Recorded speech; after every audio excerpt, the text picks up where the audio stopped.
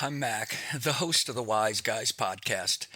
We recorded this episode the evening of August 26th, which was the evening before the tragic event in Minneapolis. We acknowledge that one of the topics contained in this episode addresses a similar incident. Please know that the three of us are surrounding the victims and the families of the recent school shooting with the utmost love and prayer. We are very sensitive regarding school shootings and are unified in our commitment to a safer, less violent, and more loving United States. We ask for your understanding and grace regarding our comments, which are wrapped in a blanket of sincere care. You're bringing your activity into the equation just because of who you are, and you let those chips wherever they're Susie gonna did fall. that for my dad. My dad does know? not physically touch. He is not a real demonstrative physical guy. And Susie would talk about trying to cajole him and talk him out of being his curmudgeon. That's a taste of this week's episode of the Wise Guys podcast. We're an eclectic trio of modern-day sages led by the wild-eyed maverick himself, Larry Mac McDonald, challenge the status quo on spirituality, culture, and life. The old ways have run their course. Join with the guys as they usher in evolved perspectives that build upon the ancient foundations of faith, wisdom, and virtue. Welcome to the new renaissance of wisdom. All right, everybody, welcome to the Wise Guys podcast, where you are going to experience, or we are going to attempt to convey some wisdom with a Z, not with an S, right? Z. Wisdom from the fringes. We're kind of resonating with sort of that little tagline nowadays. So we got the Wise Guys, man. I'm Mac, your host. And I got the rep. I'm here. Not only do we have a Z, do we have an O as well, or is it just wisdom? Wisdom. I don't know. Dumb. I I'll don't know bring about the that. dumb, you guys bring the wisdom. All right, that's a good combination. I'll bring the buzz. Of course, too. Hey, brother. how you doing, Mac? How you All doing, right. Rev? So good to Good. see you guys. I missed you guys last week. Yeah, Yes, yeah, we missed missed you. too. But Good I know episode. I really enjoyed it. you were frolicking, doing. You were on the Midway. I was Right? in the Midwest, yes, in On the Minnesota, Midway, the right? state fair. the Oh wait, state you got to say it correctly. Minnesota. You got Minnesota? to. Yeah. Oh yeah. 187,000 people at the state fair. Wow. Oh, It was man. crowded. That's amazing. Well, I'm glad that was a great invite for you and a good. What a way fun to get away with it, experience, too. right? It was great escape. I really just got total change of scenery, total change of culture. And it was good. It was Yeah, good. I good was for glad you. to be home on my home turf. Though. Well, Sure. Of course, nice place to visit, but Yeah. yeah, that's the same kind of stuff there. So So while you were out there, did you say hello to all of the beautiful exotic cocktails? Yeah, sure. I'm going to say it right now. Hello, all of you beautiful exotic cocktails. yes, welcome. And all of you from Minnesota. I've spent a lot of time out that way because I've been to Fargo, don't you know? Oh, No. well, is anybody live in Fargo? I think Oh, you yeah. passed Crazy through. people. Oh yeah, okay. That's Yeah, where you got to plug your Asian block in so your car starts in the winter. That's definitely crazy. Welcome to this conversation. I'm going to call it that. We always call it an episode, right? This is our episode.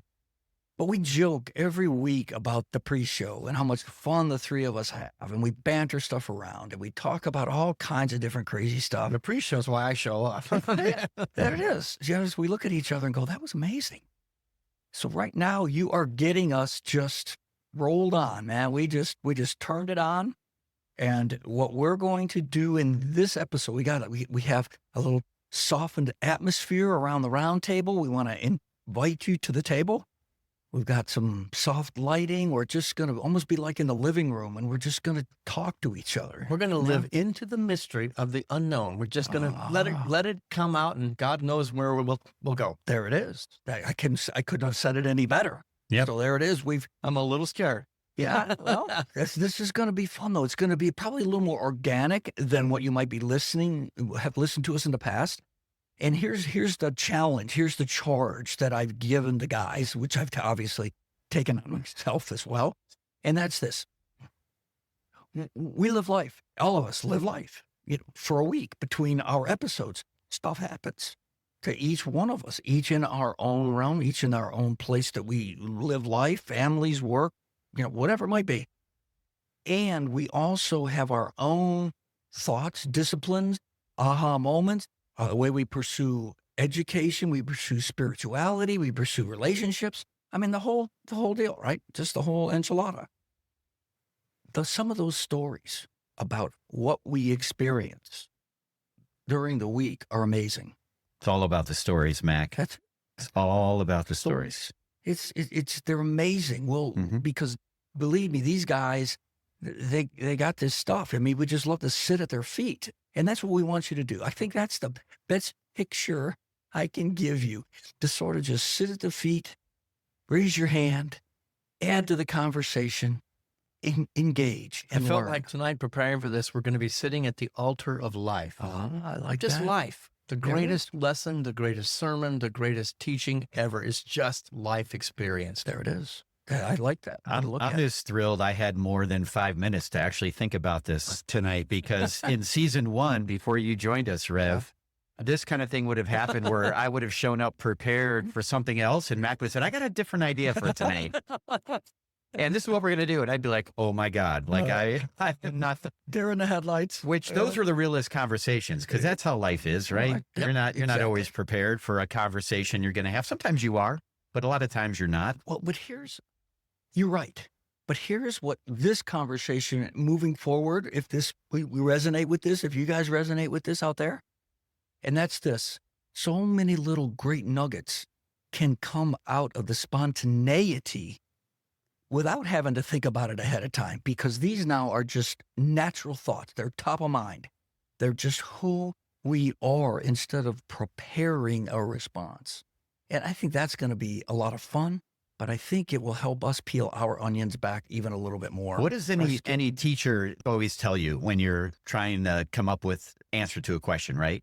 Trust the first thing that came to your head. Like, think about it. Like, just in school, you're looking for an answer on a test. Trust the first thing. So that's all we're doing. We're just and what's going to bubble up is a lot of the wisdom, and we're going to encourage that. I've been in the recording studio before, and I did a take, and I said I can do it better. And I 2 takes, 3 takes, 4 takes. Inevitably, they go back. Number That one. first one was the best one. Number one. Take it. Yeah. Exactly. So this is the wise guys, raw, naked, unscripted. Wait, I like that, right? Wise guys in the raw. I'm not wearing a singlet tonight. I do have clothes That sounds on. a little bit like the gay bar down the street. I don't know. I don't know if we want to go there, but let me think about it. Oh, boy. So here we are. So we're just going to open this conversation up.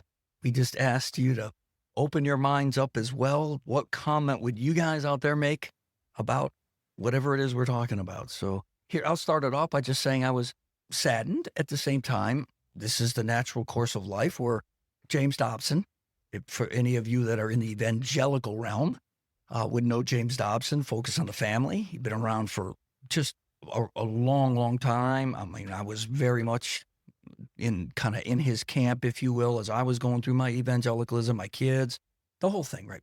You know, he had quite an illustrious career, and at the same time, there was some challenges there with Focus on the Family. But I don't want to. Here's what struck me about what I read when I saw that he had passed away and things like that.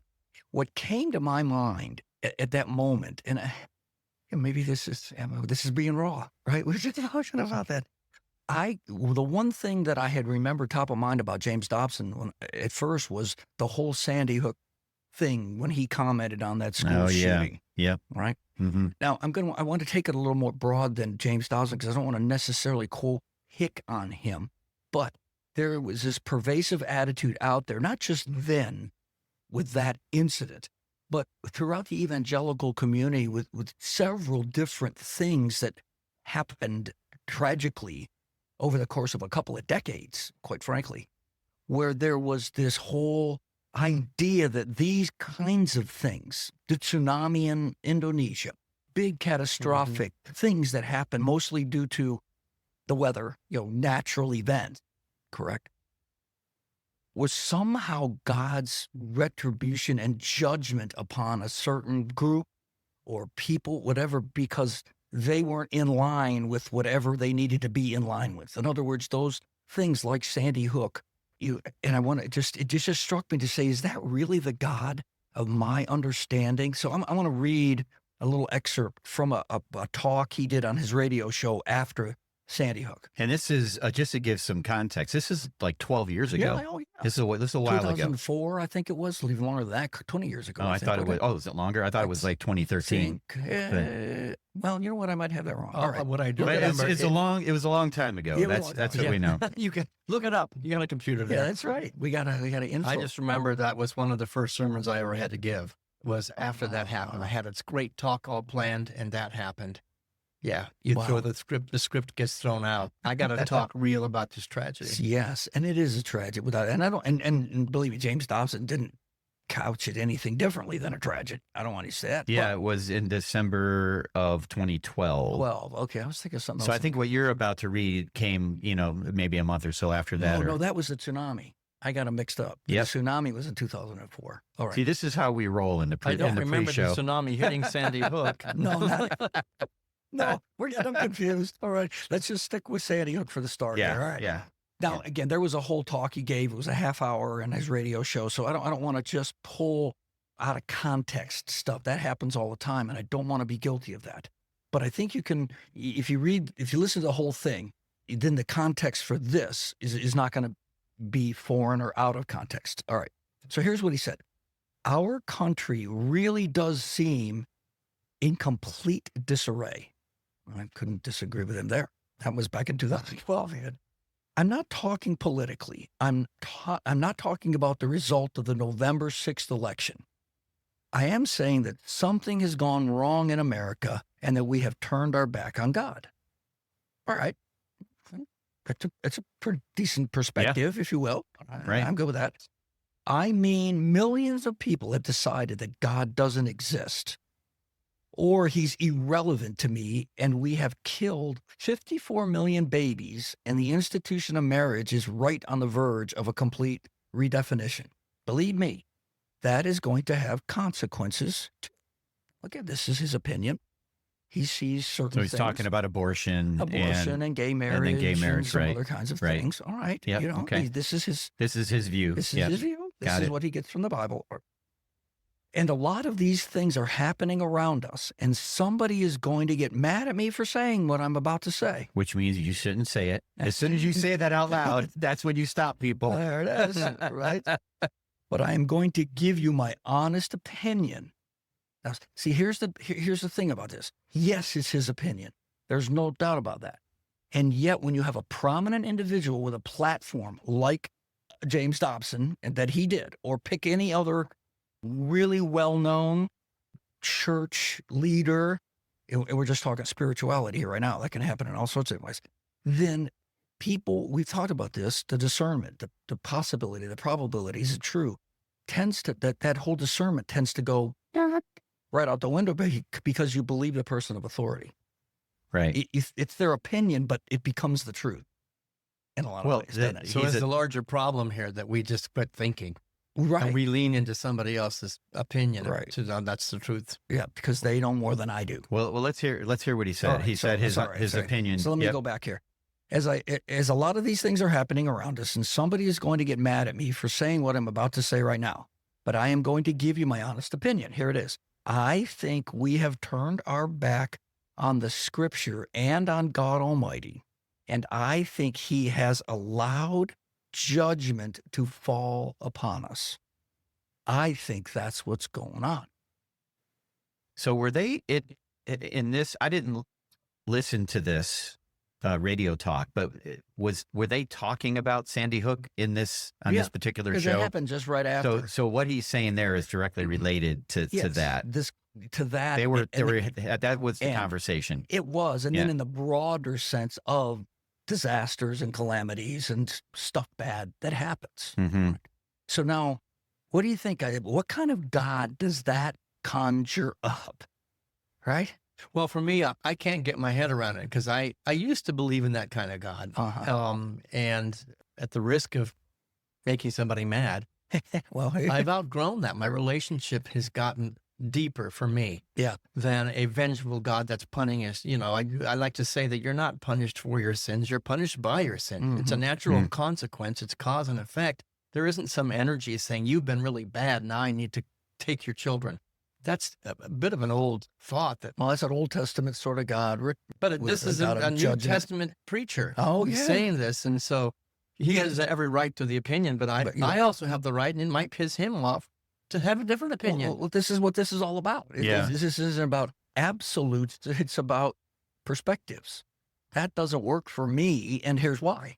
Okay. Yeah. But I think there's a bigger thing behind. If I was going to say, and here's why, I think when a prominent person like a James Dobson paints a picture of God that is like that, then it has tentacles. It goes out, and that perspective of God, along with many others, forms your worldview. Yeah, if you're looking at him as your spiritual leader, and you're trying to gain the wisdom from him and learn and grow your spirituality, then the way you're going to view from that comment, the way you're going to view God is as a punisher. Well, that's right. You're getting punished if you do the wrong. And it's not even like the people necessarily that were there at Sandy Hook did anything. It's like the way he's talking about it is like all of us, of course, have contributed to this by not. There's an incident where God's going to, because now it gets. So if we go a little broader and we go into the Indonesian tsunami that happened in 2004, a lot of the comments that got made about that tragedy was, well, those people in that area of the country have a lot higher incidence of persecuting Christians. And so God spanked them. God rained judgment down upon that particular area or those particular people. Interesting. All so right. here's where I think this could get confusing for a lot of people. The Bible, as we know it today, consists of the Old Testament and the Newer Testament. Right? That's for you, Rev. That's for you. Thank you. And so there is the Old Testament, and I know what I think about it, and some of my view comes from how Andy Stanley talks about the Old Testament. But a lot of people look at the Bible as that's all of it. And so in the Old Testament, this is God in the Old Testament. Right. Vengeful, punishing, Go kill 'em. Let's flood the earth and we'll save a few people and a few animals and start over again. I mean, this is, yes, so, very much. So anybody that, how do you reconcile that? How do people that look at the Bible in that way reconcile all of that? Oh, good question. Well, Shall we you're try going to to get answer a that different question? perspective, because there are people that will take the consciousness of the Old Testament and overlay it in the New Testament. And the New Testament can be construed with the same kind of relationship with God as punishing. You better do this, you better accept this, or you're going to burn in hell. There's still that God, and it's all through the whole New Testament. Correct. I've chosen to look at it a little bit differently. It's an evolving consciousness from the older to the newer Testament that Christians and other religious organizations who, again, I'm going to use the word evolved in their relationship, realize that there's a different God even from the New Testament. That Jesus was trying to bring it, and we've interpreted his words a certain way, but there are other ways to interpret his words that I believe, this is only my opinion, are closer to the God of kindness and love and the energy of compassion and understanding that I have a relationship with. Right. Yeah. And again, it's the perspective, it's the relationship, it's the knowing, it's all of these kinds of things go into it. And now we have to decide, each one of us has to decide, well, where's my truth and all that? Well, there's two different kinds of churches in the world. There are those that tell you what to think. And then there are those that teach you how to think. And that's a real big difference for me. You mentioned agree. Andy Stanley. I believe Andy Stanley teaches people how to think. He's not necessarily, here's the truth, the whole truth, and nothing but the truth. Right. Think. Use your mind, use your heart, use your spirit, and then use your discernment. Right. I believe that's why his church is, I think, the largest one in the country. And churches that are telling you what to think, sort of like the preacher you're talking about, are dying. Yeah. Because we have evolved to the point that we have more personal relationships with God. Right. And so we are called to think, and that means evolution. Well, you were mentioning a little earlier, I think maybe be a good spot right here as we're talking about this very same thing. Talk about what you were talking about from Eldridge. What I heard. So on my way over here, I was listening to a book by John Eldridge, and it's called Experiencing Jesus. The real Jesus. Or something comma, like that. really. Yeah. Oh, yeah. Okay. Yeah, he's funny. And maybe this is for another show, but personally know him, which is really Mhm. cool for me. And my wife went to school with his sister. And so Sweet.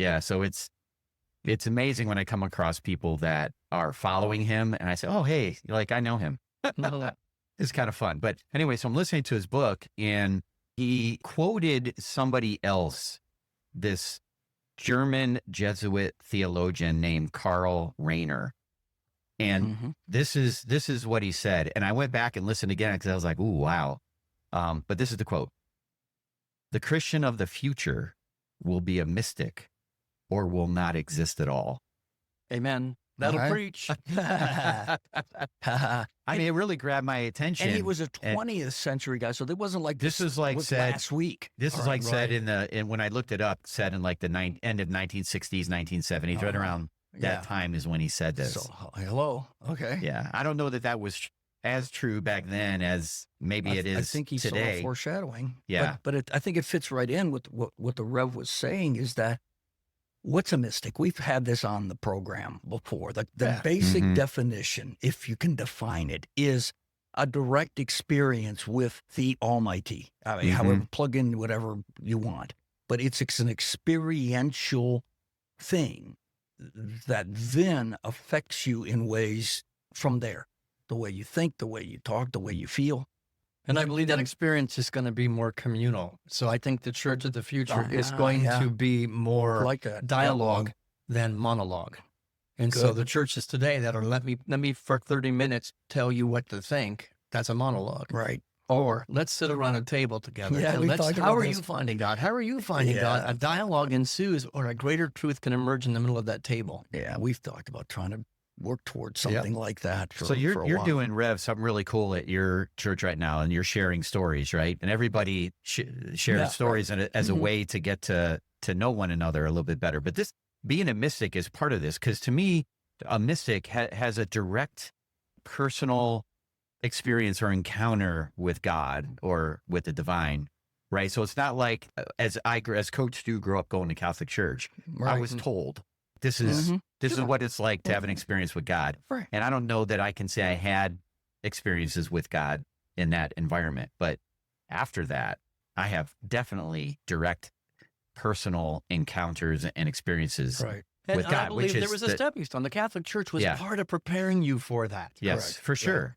For sure. Yeah, so this leads right into another experience I had this week that I was telling Stu this earlier, that here's another chiropractor story, right? I'm laying on the chiropractor table and he's asking me, hey, what are the wise guys, this was today. He said, what are the wise guys talking about tonight? And so I was, I love that he asked. I love it. loved it too. so I was, I was just, this, and this. And then we got onto, more of a sort of a churchy sort of discussion, which is kind of who we are anyway. Churchy. And then the spiritually churchy thingy.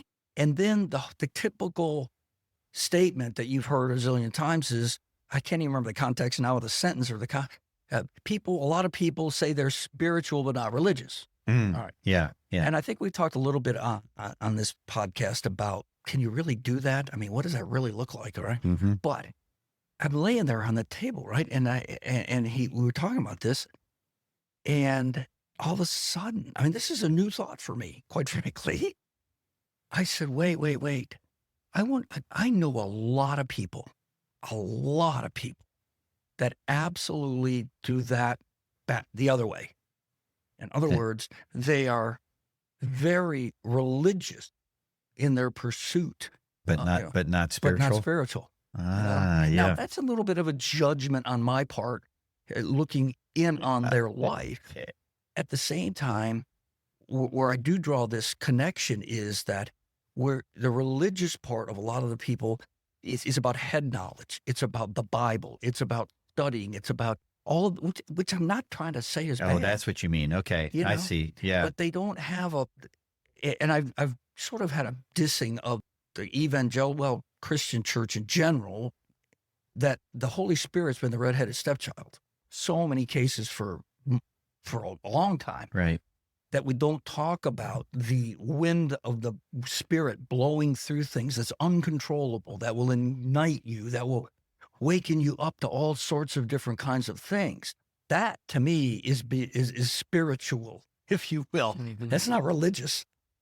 Well, I think both form and content are necessary here. Yeah. You know, the religion is a form. It's a container for growth and for learning and for stretching what's inside. And I think we'll get out of balance if we just worship the container. We don't ever pay attention to the Holy Spirit that's happening on the inside. We miss the juice and the marrow of the situation. But you have to have the container. Right. Because I know people who throw the container away and they have no structure for that spirituality.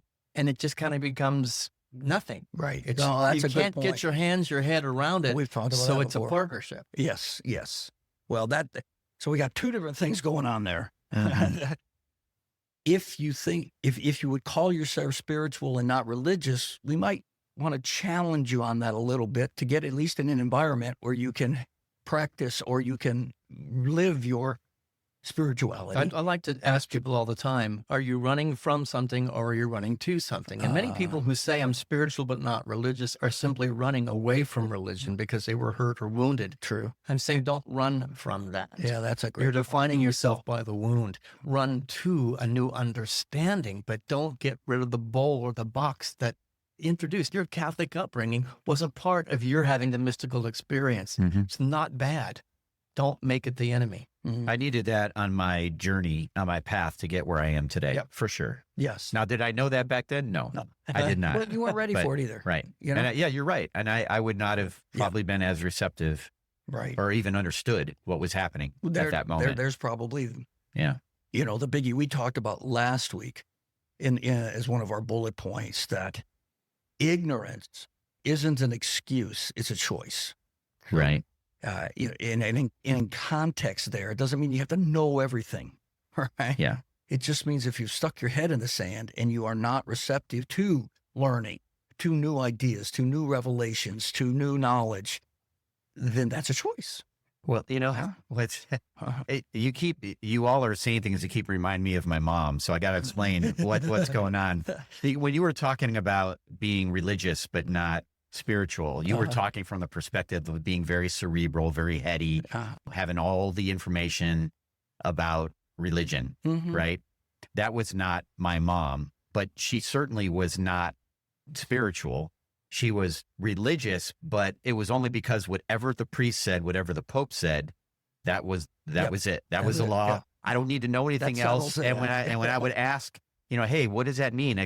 You don't need to know. Just he said it, so it's true. Yeah. I mean, that was So I don't have to think. So I it don't have to was, think in her case, it was a choice to not have any more information. I'm not going to call her ignorant because she was highly intelligent, but Well, it was her choice not to gather more information. She just trusted what she was being told. And I bet there's a lot of people out there like that. Well, you know, what I've been working with this week a lot is just noticing and paying attention. And I appreciate that you say we're not bashing anything. We're not saying anything's wrong or bad, but I'm noticing a consciousness that I'm trying to shift in my own self. And I tell piano students, count the right notes, don't count the wrong ones. That the universe, the country, the earth is looking at what's wrong. Right. And we're focusing in on what is wrong. And I just made a conscious decision, being in a strange culture up in Minnesota, to just look for the good. It was foreign, it was different, and people are not as in shape up there. There's a blanket statement. But I thought, I'm going to look for the good. And my experience changed as a result of just shifting that lever in my own mind to find the good. And whether it be religious people or spiritual people, let me look for the good that they're bringing to the planet through their modality. Well, guess what, Rev? Yes. When you're looking for Ed Mac, when you're looking for the good in people, guess what you're going to find? You gotta find the good. Even with the most obnoxious person, if you look for the good, you're going to find it. If you look for the negative, the bad, the obnoxiousness, you're going to find that. People will show up the way you see them eventually. Eventually. If you're thinking they're evil, terrible, wrong, SOB, guess how they're going to show up. And if you can long enough stay in the truth that there's good in there, they will actually change their spots. Wow. That's a I pretty believe bold that statement. with my whole heart. That's a bold statement right there. Here we All go. right. It's an energy, right? Well, it's a vibe.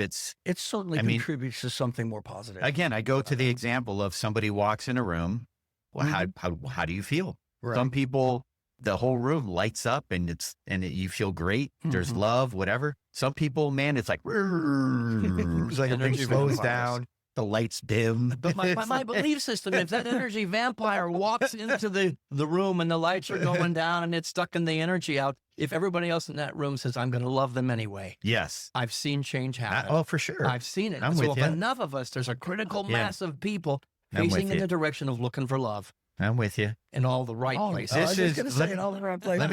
Let me tell you something funny that my wife Jody does with me. There isn't a lot of times where I get so mad that I'm out of control. Like that's just not how I am anymore. But there's times when I can't let something go and I kind of have to just work through it, you know? You're human. Okay. Yeah. It's nice Well, to know that. hello. He just But admitted it. All Jody, right, yeah. Jody is, very, very hippie. She's from California. She is like, things just flow right through her quickly, right? So when I get like that and she wants me to push through, she will literally come up to me and just hug me and she will not let go. And I'm like, God, no, get away from me. I'm not ready yet. And she just holds on and holds on. Yeah. And eventually I'm like, it's like I transition. But I mean, can you imagine if we did that for people, that person that's just out of control? Yeah. And it doesn't even have to be like a physical hug, but there's a way to do this that would do what you're talking about, Rev. Well, to use the know? wrestling analogy, because I got the coach here, that's like Jacob wrestling the angel. He says, I will not let go of you until you tell me your name.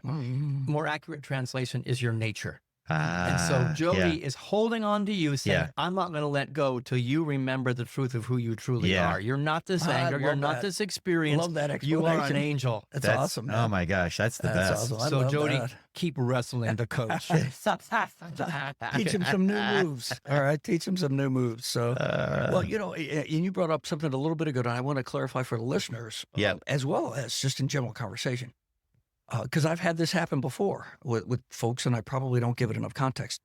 Ignorance isn't stupidity, isn't that you don't have any capability. It's just an unknowing.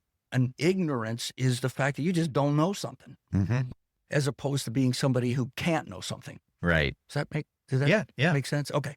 All right. Yeah. So Is there conscious ignorance? I don't want to know anything well, else. exactly. That's where I get trouble. I don't want to learn. I don't want to stretch. I'm closed. This is my mom. yes. She and I quote, likes her issues just the way they are. Yes. And so that was her choice. She wanted to be that way. So, and some people are like that. Well, that's, and you know what? To each his own. And I'm going to count the right notes. Okay, if you're good, your mom was a good person. Yes, Did good, she raised was. an amazing son, and Thank you. probably the rest of her family. Okay, count those right notes. You could believe her. My mom's the same way. Don't rock my world. I'm happy with my world. I can call that ignorant and say, Mom, you need to stretch, you need to grow. What point is that? There's no point there. Right. Mom, I love you, and thank you for the love you've given me. And that's what gets amplified. And I can totally change the environment of my household when I go home to visit them, because it feels stagnant to me. Yeah. Or I can go, I'm bringing love. And it does transform that environment. Well, not only are you bringing love, you use the word stagnant. Not only are you bringing love, but you're bringing movement as well. Even if they don't, you're not trying to go, come on, get up, do. You're stagnant. Yeah. All you're doing is you're bringing your non-stagnant, stagnant is. Come on, make up a word, Mac. Let's do it. Stagnatism. You're bringing your activity into the equation just because of who you are, and you let those chips wherever they're Susie gonna did fall. that for my dad. My dad does not physically touch. He is not a real demonstrative physical guy. And Susie would talk about trying to cajole him and talk him out of being his curmudgeon. And finally, she just went over and she hugged him. And she said it was like hugging a board.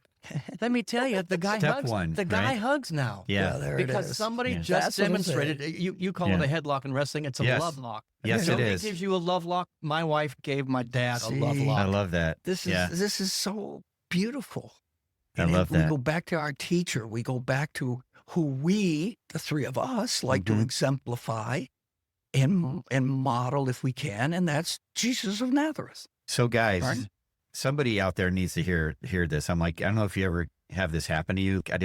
I'm just kind of getting information. So Hello? it's coming in. This is what happens in the pre-show, now the show. You know, So when Rev, you were talking about love and people maybe not knowing how to express that. For my mom, like I had to, so here's what I'm getting. I had to, and forgive me because it's kind of, I'm trying to translate what's happening. I had to learn how she shows me love, because it wasn't the way that I was being taught what love is and what I've seen other people, the way they show love. So there were times when things my mom was saying and doing might look like something mean and nasty and that, but it was actually her way of showing that she loved me. There were times that I got scolded and I knew it was because she loved me that much. But here, that's what I want to say to you out there. Like there are people in your life that don't know how to show it except the way they know how to show it. And it's better if you can figure out what that is and not put it on them, because then you will be able to get that from them. Yep. Does that make sense? It makes total sense. We just finished absolutely. a class at church on the Enneagrams, and there are different personality types. Yeah. And it'd be really easy as a number 2 to be judging that number 8 and number 5 is they're cold, they're uncaring. Right. And the reality is what has transpired in this class is an awareness that everybody expresses differently. Mm-hmm. And that is, as wrong as I might think the 8 is, they think the 2s are wrong. And when we could sit down and realize that we're all facing the same direction, looking for the same thing, it's just a different way to get there. Mm-hmm. We cooperate and we become an unbeatable system for creation. But it takes suspending any judgment about the way you are sharing love, any judgment about the way that you are expressing yourself, and you doing the same on the other side of the table and going, gosh, Right. all those numbers exist within me, and I can find the capacity to meet you at your love language, so to speak. No, all the 8s over here. Come on, guys. All 8s to my side. Yeah, no. I love that. Are you an 8? I don't know. I did that a long time ago. That's good. I can't remember. Let me give you a Somewhere in there. quick example of my mom phone call, right? So I get a phone call. Hey, you didn't, why didn't you call me? Like, you didn't call me this week. I haven't heard from you for a week. You talked to your sister. I heard you talking to your dad. How come you didn't call me? And in past, I might have been, oh my gosh, scrambling. What am I going to say? Am I going to do? And so I'll listen to my mom go off and give me all the reasons and be mad. And then I'll just say, Mom, I love you too. And I miss you too. Because that's what she's saying to me. Yeah, You know, right. she's saying, I miss you. I love you. I want to have that connection with you. But that's the only way she knew how to say it. Yeah. So And this you is what I have mean. attuned to that, though. It Oh, took it some took work me. and effort. It took me a while to figure it Oh, out, but once I absolutely. did, it was Yeah. great. Yeah. Well, this is a great encouragement before we take a little bit of a break, because you're making me think right now. I was thinking about this the other day. Oh, look out! But now that you bring it up, and I commend you for that. But as I got older, on my own, family, kids, the whole thing, right? You just start to do your thing. Maybe you get into your 30s or whatever it is for you. Point is, I would go months without talking to my mom. I mean, yes, long time. In the theater, we're supposed to say Yeah. yes. I mean, it was just one of those things. And I probably even up to the end can think about it now, up to the end. And she would kind of challenge me somewhat, unlike what your mom would do. And I would just kind of dismiss it and poo-poo it and say, okay, what's going on, Mom? I mean, I never took it to heart to say, you know what, Mom, you're right. I'm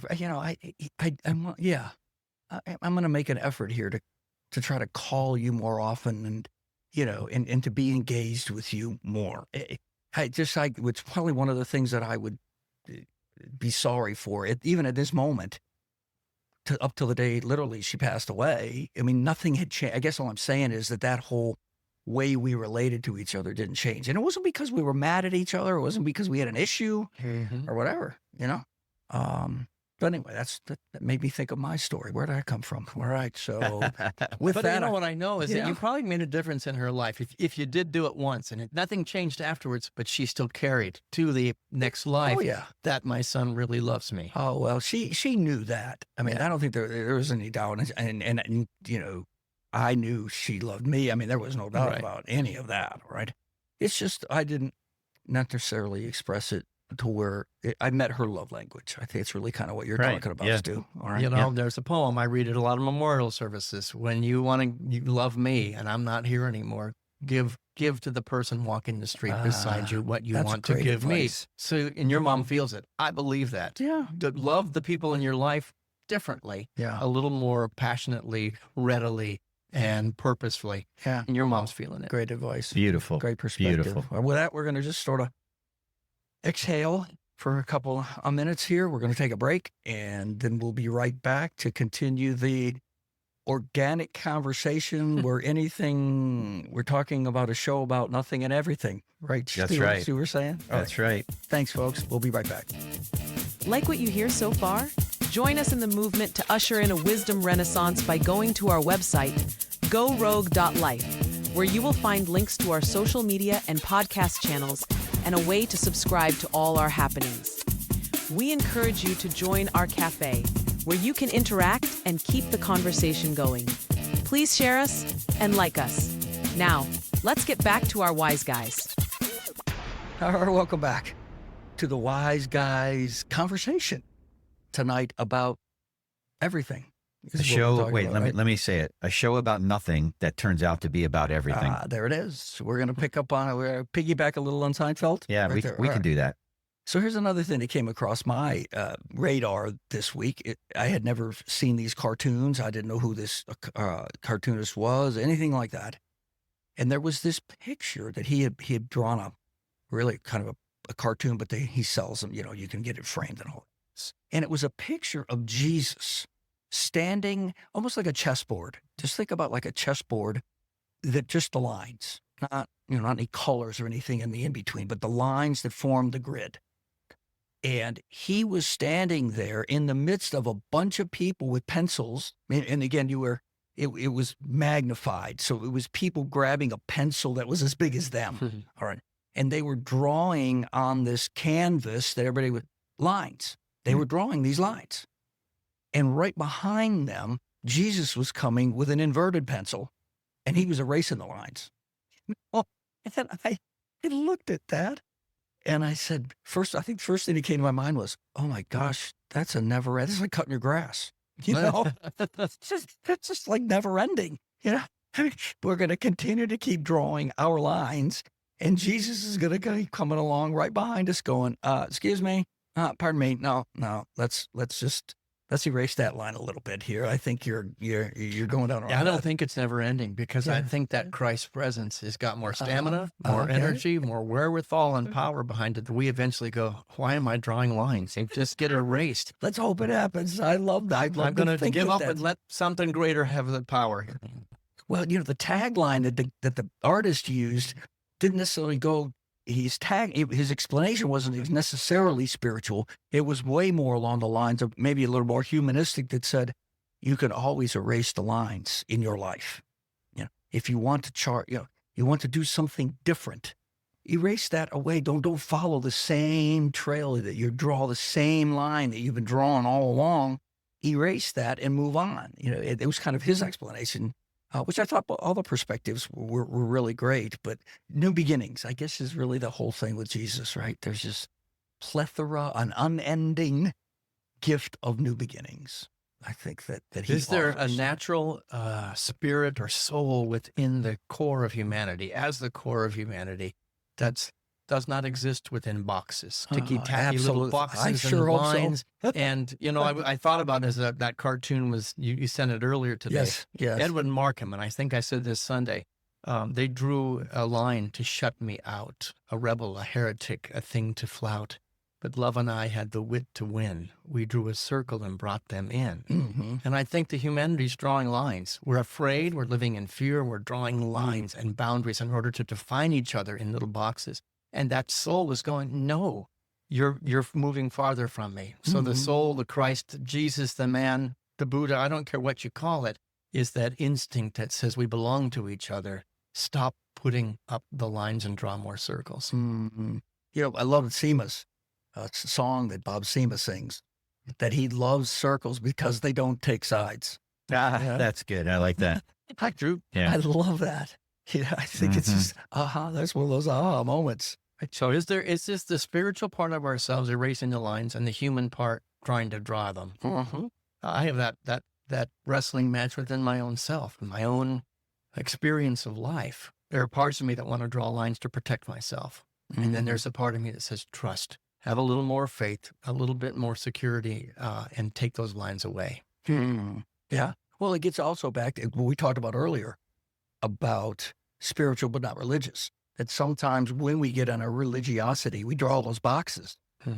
We draw those lines. And Jesus is coming, right? The spiritual side now. That was the religious side, But Jesus, the Spirit, now is coming through and either redefining the lines, moving them, erasing them entirely. I mean, whatever our own personal circumstance happens to be, but again, it's not stagnant, I had a vision of Jesus saying in that cartoon, as he was erasing the lines, forgive them. They don't know what they're doing. And the one guy in the front that had the pencil, he was looking over at Jesus like with a scowl on his face. Like, what are you doing, man? You know what's interesting that I don't know what this means about my brain, but this is what I saw is this is the resurrected Jesus, because he's got the crown on. He's got the crown of thorns on. True. Yes. And I was like, okay, but I was thinking this could be Jesus at any point in his life.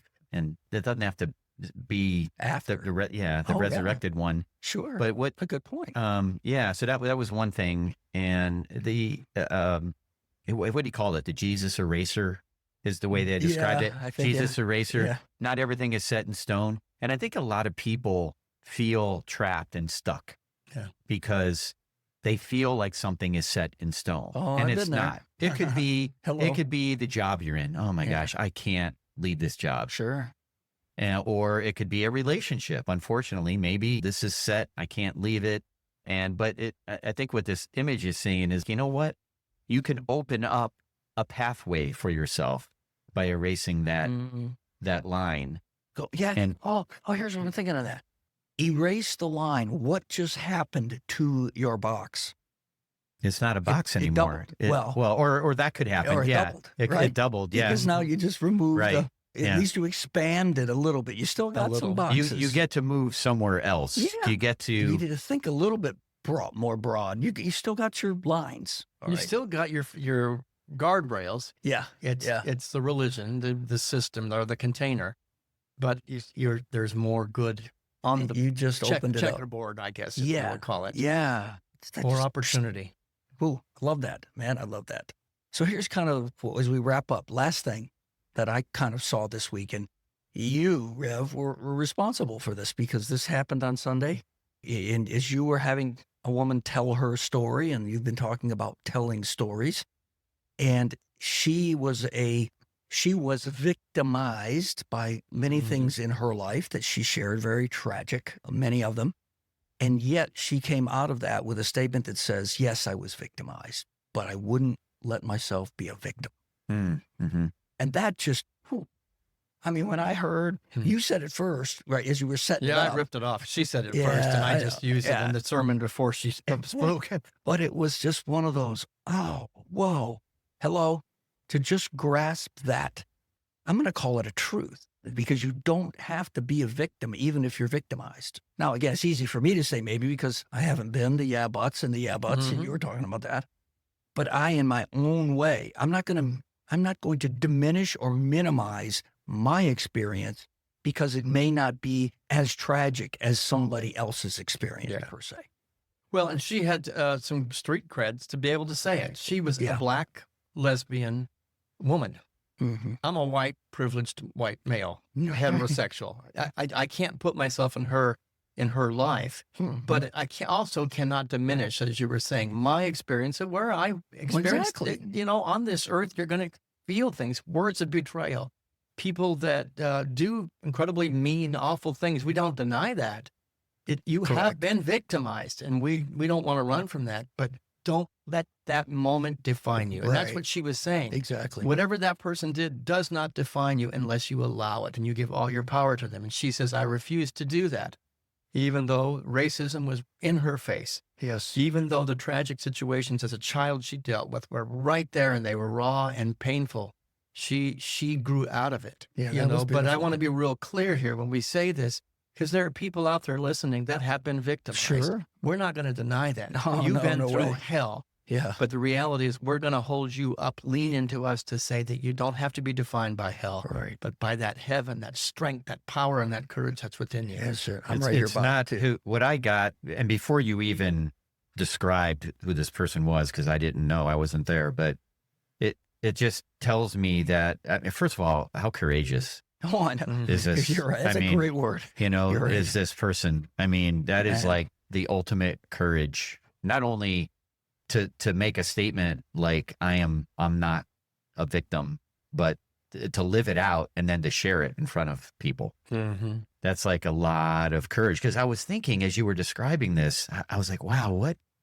Because I instantly went to courage, and I was thinking, how did she get so courageous? What got her there? What was her? Is it just choice, or was it She life? said it was her choice. Mhm. Yeah, or was it like what I was thinking in my head? Is it life experiences, for her, and she just decided I'm just gonna be courageous, and I'm not gonna give anybody my power. I'm gonna make decisions for myself, and move to a place I want to go to instead of being pushed somewhere I don't want to be. Yeah. Do know as a person, she and I met twice to Mhm. prepare for Sunday. She was nervous. She Mhm. was scared. She was going to be very vulnerable and was a little uncomfortable with that. Mm-hmm. And she owned the story as if she had been doing this her whole life, but she Right. was shaken on the inside. Yeah. And I want to surround myself with people like her.